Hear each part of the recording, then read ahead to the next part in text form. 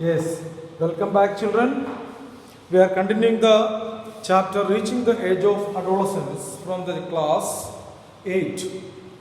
This assignment is the second assignment to be sent for the third week of November.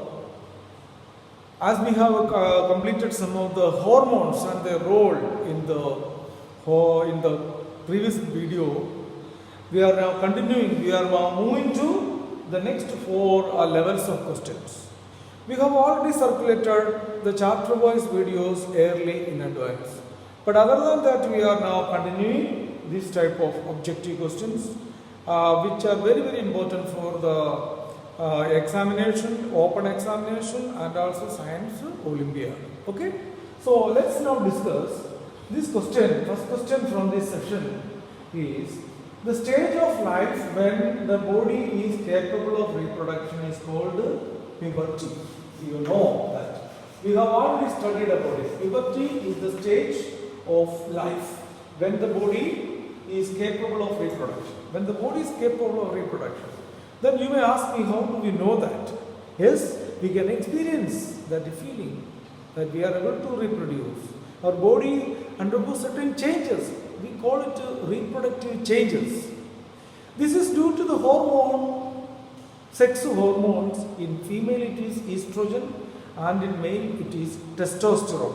So production of estrogen in female and testosterone in male indicate certain marked changes in our body. These changes we call reproductive changes of maturity changes. Okay, right. So we can understand this is puberty. And the puberty is of different ages. 10 to 15 years in females. 10 to 15 years in female. In male it is 11 to 16 years. 1 year difference. So you got this puberty. Now the second one. The period of transition from a child to an adult. The period, not the age. The period of transition from a child to an adult is called adolescence. Adolescent period or adolescent stage. But puberty is the age. You have to remember that. Particular age. Okay? That I said 10 to 15 in females and 11 to 16 in males. You got this idea? Yes.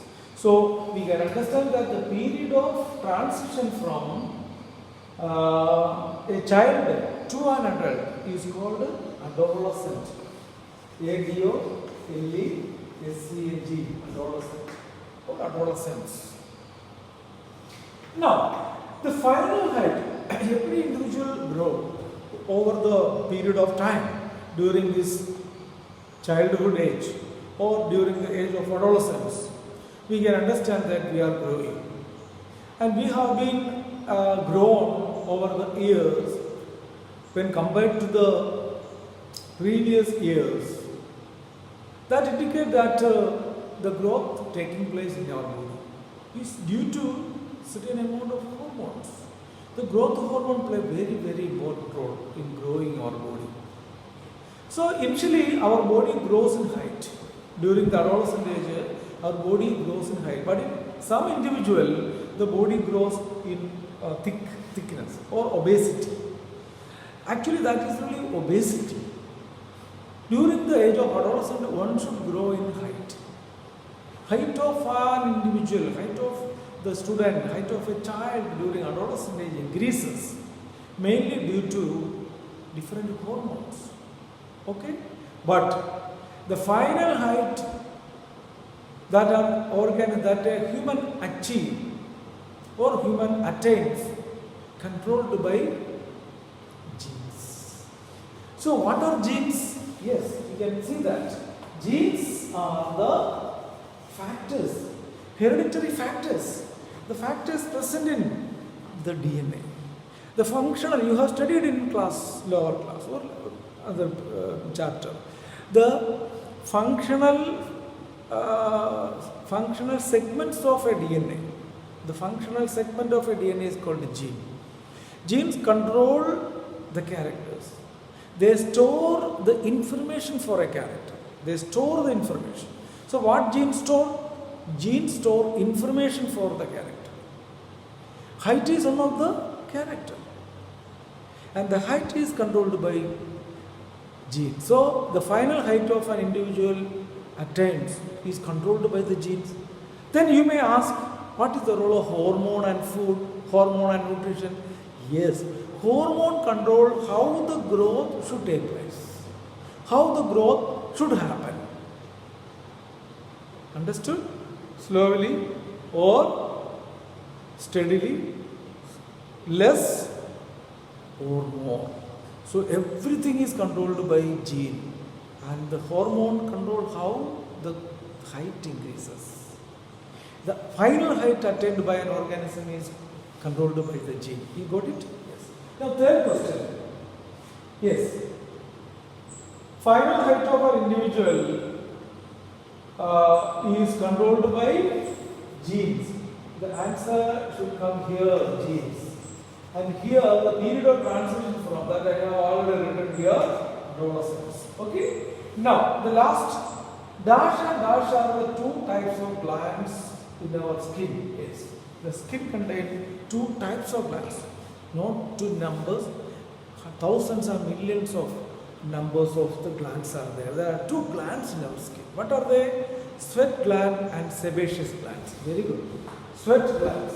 Sweat. S-W-E-A-T. Sweat glands and sebaceous glands. So, sebaceous glands are also called oily glands. So, sweat gland and sebaceous glands are the two types of glands in our body. Sweat glands produces sweat. Sweat helps to reduce the body heat.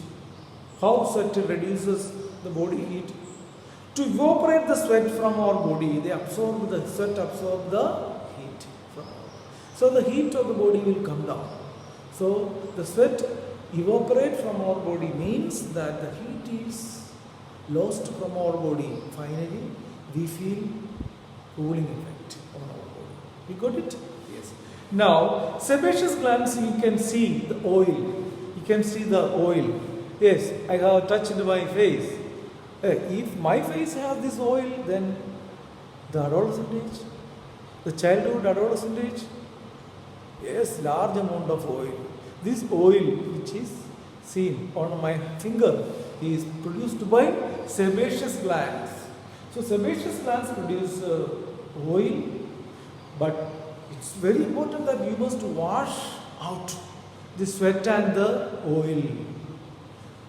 Okay, otherwise it will develop pimples after the infection with the bacteria. So pimples or acne will develop. Pimples or acne will develop due to infection in the sebaceous glands. So washing your face at least 3 times a day or 4 times a day is very, very important. That's all from this part. Thank you.